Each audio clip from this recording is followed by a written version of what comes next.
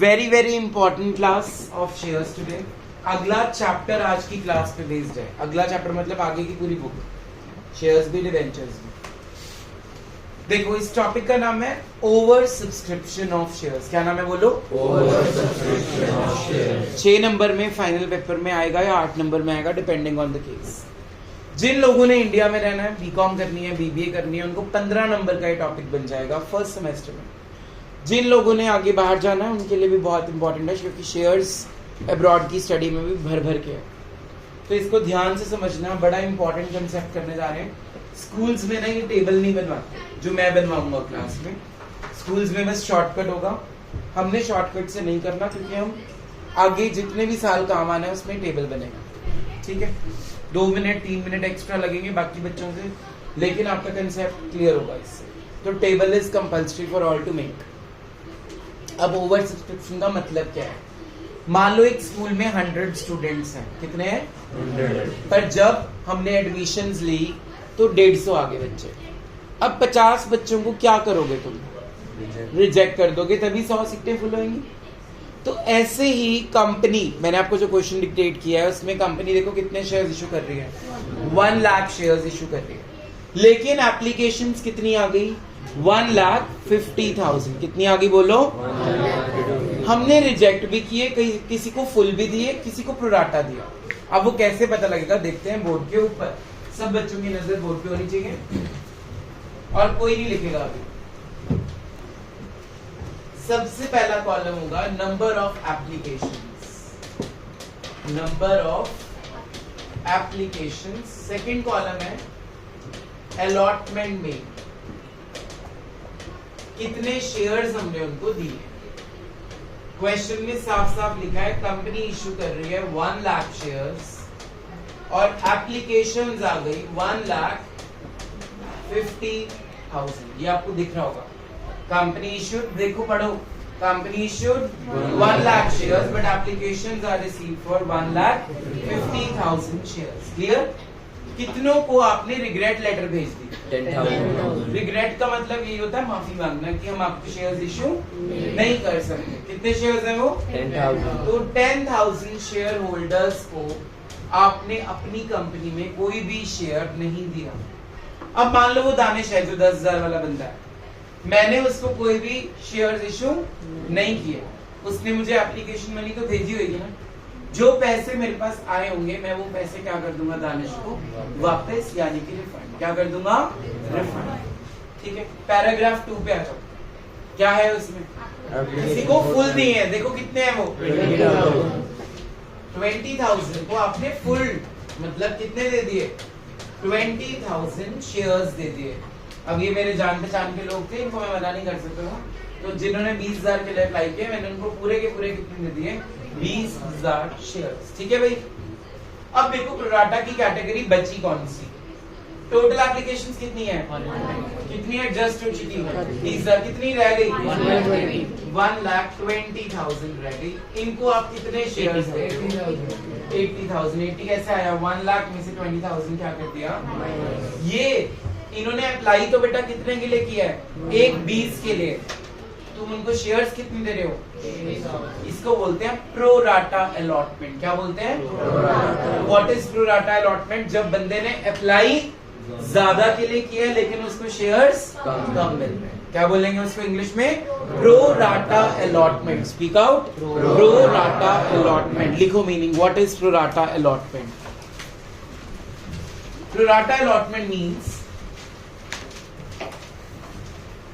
prorata allotment means when shares applied are greater than shares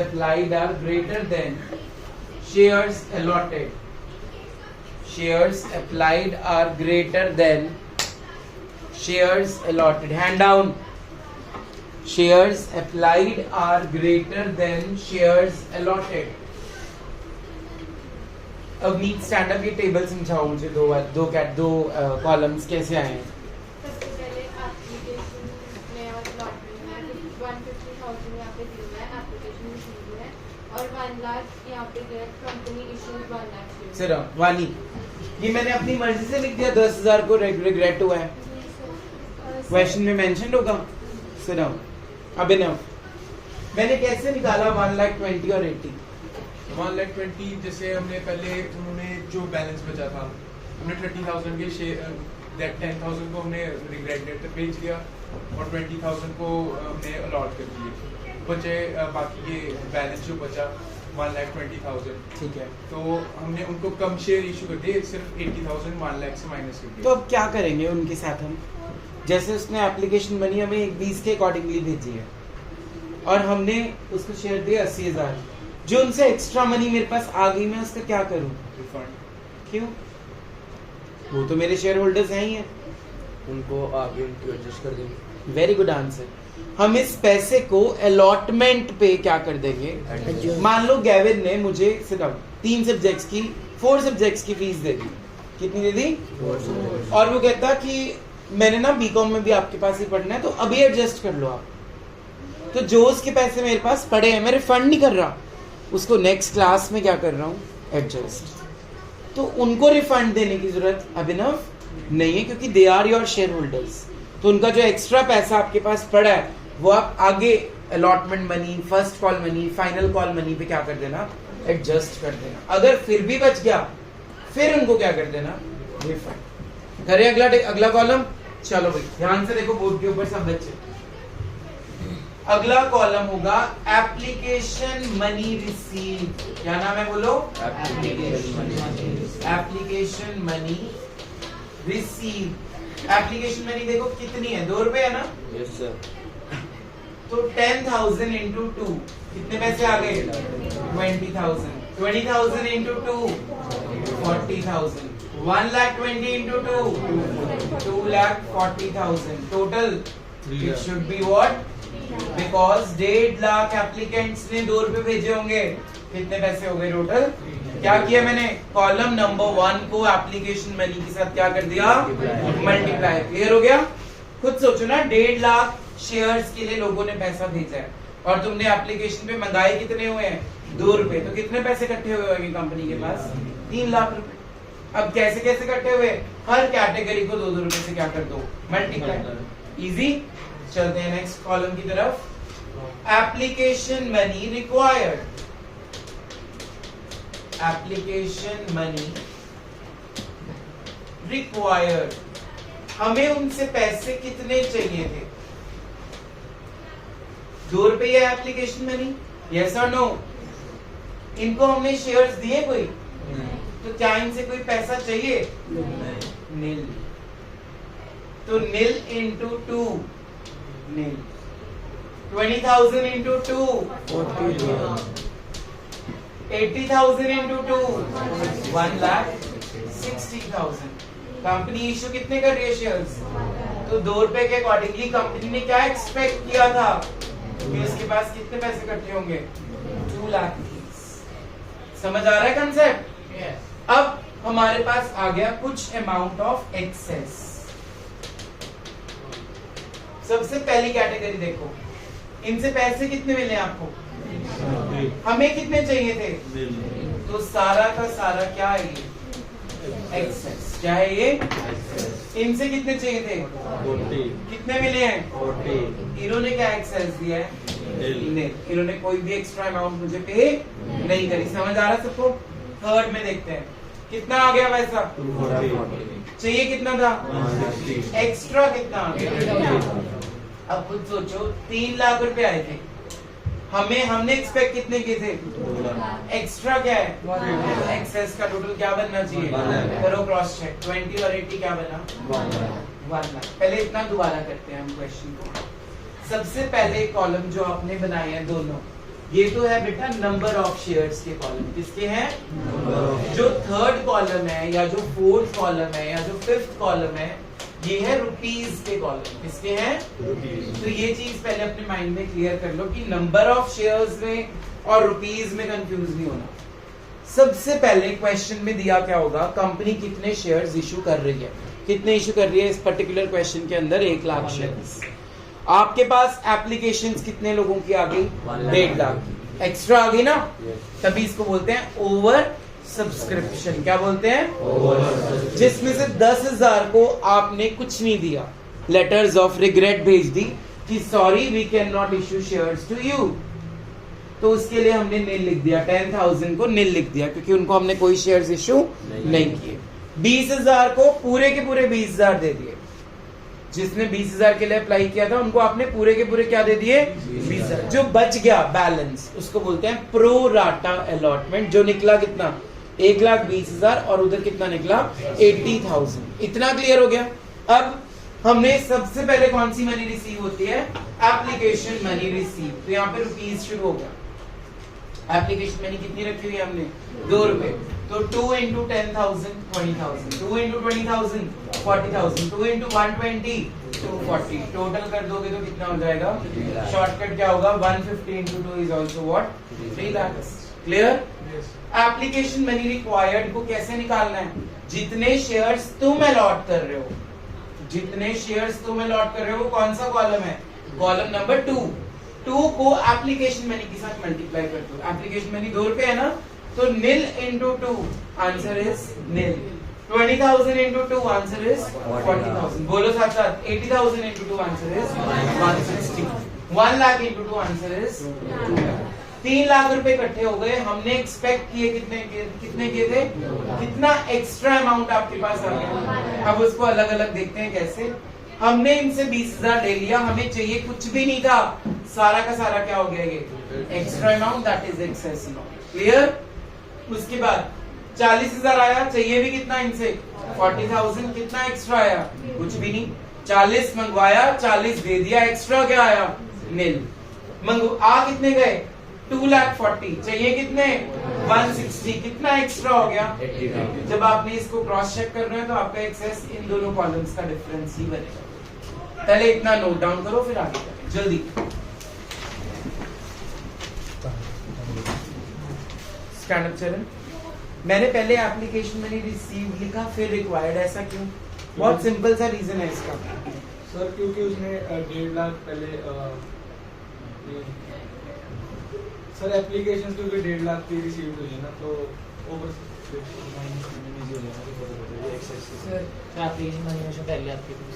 very good answer. Application money अपने आप आती है, हम नहीं मंगाते, हम सिर्फ ये बता देते हैं 2 रुपए चाहिए हमें एप्लीकेशन के, फिर जितने लोगों ने अप्लाई करना है वो पहले पैसे भेजेंगे। तभी तुम्हारी जर्नल एंट्रीज में पहली एंट्री ड्यू की नहीं होती, पहली एंट्री बैंक की होती है, फिर उसको आप ट्रांसफर करते हो।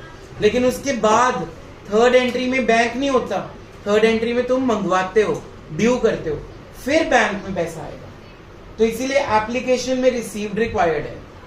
बाकी जो कॉलम्स बनेंगे उसमें पहले क्या बनेगा रिक्वायर्ड, फिर क्या बनेगा रिसीव्ड। सिर्फ एप्लीकेशन में क्या होगा पहले रिसीव, फिर क्या होगा रिक्वायर्ड। जल्दी कंप्लीट करो फिर आगे कराऊंगा।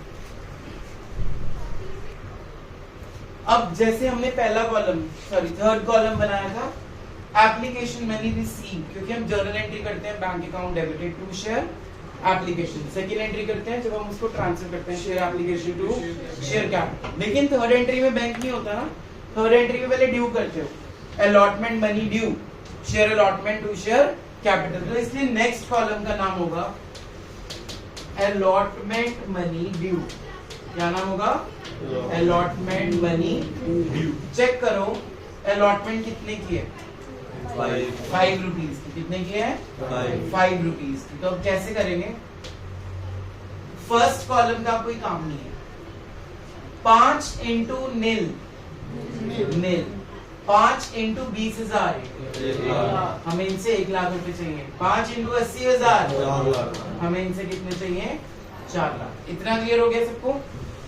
अलॉटमेंट मनी रिसीव्ड, क्योंकि अब हमें पैसे मिलेंगे, इनसे तो कुछ भी नहीं मिलेगा। इनसे कितने मंगाए हैं हमने 1 लाख। चाहत, इनसे कितने मंगाए हैं हमने 1 लाख। इन्होंने कुछ एक्स्ट्रा दिया हुआ है हमें, तो ये पूरा का पूरा 1 लाख हमें पे करेंगे। इनसे कितने मंगाए हमने, अब इन 4 लाख वालों ने हमें ऑलरेडी एक्स्ट्रा कितने दिए हुए हैं, तो अब ये सिर्फ पे कितना करेंगे 3,20,000, ये निकालने के लिए पूरा टेबल बनाएंगे। समझ आया। दोबारा देखते हैं अलॉटमेंट है 5 रुपए की, जिनको आपने कोई शेयर्स ही नहीं दिए तो उनसे कोई पैसे मंगवाने का आपका हक नहीं। 20,000 इंटू 5 कितने मंगाए? 1 लाख। 80,000 इंटू 5 कितने मंगवाए? 4 लाख। क्लियर हो गया इतना? ये तो आपको कोई भी पेमेंट करेंगे नहीं क्योंकि इनको तुमने कोई शेयर्स इशू नहीं किए। लेकिन इनसे 1 लाख मंगवाया है हमने, इन्होंने चेक करो कुछ एक्स्ट्रा दिया है? नहीं। तो जब एक्स्ट्रा दिया ही नहीं है, पूरा अमाउंट हमें 1 लाख का 1 लाख अलॉटमेंट पे पे करेंगे। थर्ड कैटेगरी से कितने मंगाए हैं? खुद सोचो, जब तुम ऑलरेडी कंपनी को 4 लाख दे चुके हो, तुमसे जब तुम ऑलरेडी कंपनी को 80,000 एक्स्ट्रा दे चुके हो, जब तुम्हें फोन आएगा कि 4 लाख रुपए दे दो, तुम क्या बोलोगे? हम कितने देंगे सिर्फ, ताकि वो जो 80,000 है वो यहाँ क्या हो जाए? Common sense. क्लियर है? अब इसके बाद वाला कॉलम होगा फिर से एक्सेस। ये 20,000 जो एक्स्ट्रा था वो अभी भी चल रहा है ना? 1 लाख और 1 लाख एडजस्ट हो गया, नील। 4 लाख 3 20 80,000 एडजस्ट हो गया। इसका भी आंसर क्या आ गया? नील। हमने वो 80,000 पूरा का पूरा क्या कर दिया? अलॉटमेंट में एडजस्ट कर दिया। क्लियर है? तो अब हमारे पास एक्सेस सिर्फ कितना बच गया? इसके बाद टेबल बनाने की जरूरत आपको नहीं है क्योंकि फर्स्ट कॉल पे पैसा नहीं जा रहा, फाइनल कॉल पे भी नहीं जा रहा। बस आप एंड में एक कॉलम बना दो, बैंक का कॉलम, और ये 20,000 उसमें लिख दो और ब्रैकेट में लिख दो कि ये हमने उनको क्या कर देना है? क्या कर देना है? पहले दोबारा से समझते हैं थोड़ा सा कंसेप्ट, फिर मैं आपको इसका एक सेकेंड वेरिएंट दिखाता हूँ। ध्यान से देखो, एक्स्ट्रा अमाउंट पहले वालों ने कितने दिए हुए? 20,000 और थर्ड वालों ने 80,000। जब हम अलॉटमेंट मनी मंगाएंगे 5 रुपए, तो 5 इंटू नील नील, 5 into 20,000 1 lakh, 5 into 80,000 4 lakh. Clear हो गया? अब हमने इसको एक्सेस के साथ कंपेयर करना है। पहले वाले तो हमें कोई पैसा नहीं देंगे क्योंकि उनको शेयर्स ही नहीं दिए, तो वो पैसा किस चीज का देंगे? हमने इनसे 1 लाख मंगाए, वो हमें पूरे के पूरे क्या देंगे? 1 लाख। हमने मंगाए कितने? 4 लाख। उन्होंने ऑलरेडी एक्स्ट्रा कितना दे रखा है? 80,000। तो कॉमन सेंस वो कितना और पे करेगा? 3,20,000। क्लियर हो गया इतना? जब 80 का 80,000 सारा का सारा यहाँ पे क्या हो गया? एडजस्ट हो गया, तो एक्स्ट्रा अमाउंट अब क्या रह गया उनका? नील। लेकिन एक एक्स्ट्रा अभी भी चल रहा है, वो कौन सा था? 20,000। उसको हमने बैंक से क्या कर देना है? पहले इतना कंप्लीट करो, फिर मैं सेकंड वेरिएंट इसी में चेंज करके दिखाऊंगा। जल्दी नोट आओ।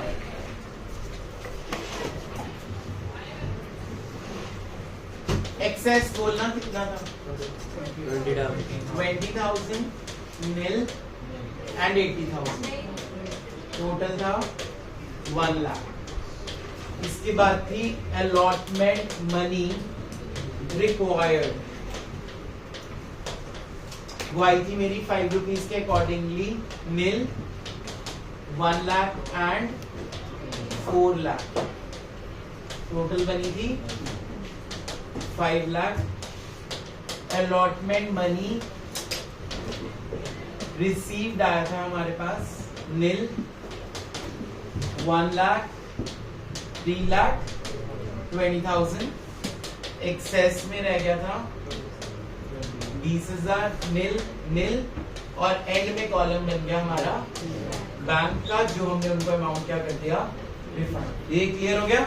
मैंने नीचे वाले कॉलम को दोबारा ऊपर बना दिया ताकि तुम्हें मैं अब चेंजेस बताऊं। जैसे यहाँ पे एक्सेस कितना है? मान लो यहाँ पे एक्सेस में होता 5 लाख। क्या होता? 5 लाख। उन्होंने एक्स्ट्रा तुम्हें कितना दे रखा है? 5 लाख। तुमने कितना मंगाया? वो देंगे कुछ? खुद सोचो, जिस बंदे ने तुम्हें 5 लाख दे रखा है, तुम कह रहे हो 4 लाख और देना जरा, वो क्या बोलेगा? कि वही वाला अमाउंट जो मैंने 5 लाख का दिया है वो 4 लाख में क्या कर लो? तो यहाँ पे क्या लिखेंगे? और अभी भी एक्सेस बच गया उसका, कहाँ पे? कितना रह गया? तो अभी हम बैंक का कॉलम नहीं बनाएंगे, इसके बाद बनाएंगे फर्स्ट कॉल रिक्वायर्ड। क्या बनाएंगे? First call required. फिर क्या बनेगी? First call received. अब मान लो फर्स्ट कॉल रिक्वायर्ड में बन रहा है 30,000। कितना बन रहा है? हमने उसको बोला चलो 30,000 दे दो। अब वो क्या कहेगा? मैंने ऑलरेडी कितना एक्स्ट्रा दिया हुआ है, अब उसमें से एडजस्ट कर लो। तो अभी भी वो मुझे कोई पैसे नहीं दे रहा। अब फिर से क्या आ गया मेरे पास? कितना आ गया? 70,000। कितना आ गया? अब हम इसको लेके जाएंगे फाइनल कॉल पे। किस पे? तो फाइनल कॉल रिक्वायर्ड, मान लो उसमें अमाउंट बना 1 लाख। अब वो कितने पैसे देगा? मैंने 1 लाख मांगे, वो कहता अभी भी मैंने एक्स्ट्रा दिया हुआ है, 70,000 दे रखा है उसने एक्स्ट्रा, वो मुझे कितने देगा? तो this is the complete full fledged schedule. ये इतना टफ पेपर में नहीं आता है, बट आगे लाइफ में आएगा आफ्टर जस्ट डूइंग +2। और अगर किस्मत बेकार हुई तो 12th में भी आएगा, अगर पेपर टफ बना तो, कि फाइनल कॉल तक पैसे जा रहे हैं एक्स्ट्रा। तो आपका टेबल कितना बड़ा हो गया तुम देख लो। टेबल बनाने का पहले 2 कॉलम्स तो नंबर ऑफ शेयर्स के, बहुत इजी। उसके बाद एप्लीकेशन मनी रिसीव्ड है, फिर क्या है? फिर एक्सेस। फिर अब रिसीव पहले नहीं होगी, अब रिक्वायर्ड है पहले, फिर रिसीव, फिर एक्सेस, फिर first call required, first call receive, excess, final call required, final call receive, excess, end में रिफंड वाला कॉलम बनाओगे, दैट इज बैंक। अगर कुछ पैसे बच गए किसी को देने वाले तो वो एंड वाले कॉलम में जाएंगे। क्लियर है? इसकी प्रैक्टिस हम बाद में करेंगे, अभी नोट डाउन नहीं करना, अभी हम बेसिक लेवल पे ही करेंगे। ये कईयों के माइंड में जो डाउट्स थे वो क्लियर कर दिया इसमें, कि अगर एक्स्ट्रा अमाउंट बचता जाएगा हम उसको एडजस्ट करते जाएंगे। अलॉटमेंट के बाद बचा तो फर्स्ट कॉल पे, फर्स्ट कॉल के बाद बचा तो फाइनल कॉल पे, एंड सो ऑन। क्लियर? ठीक है, दैट्स ऑल फॉर टुडे।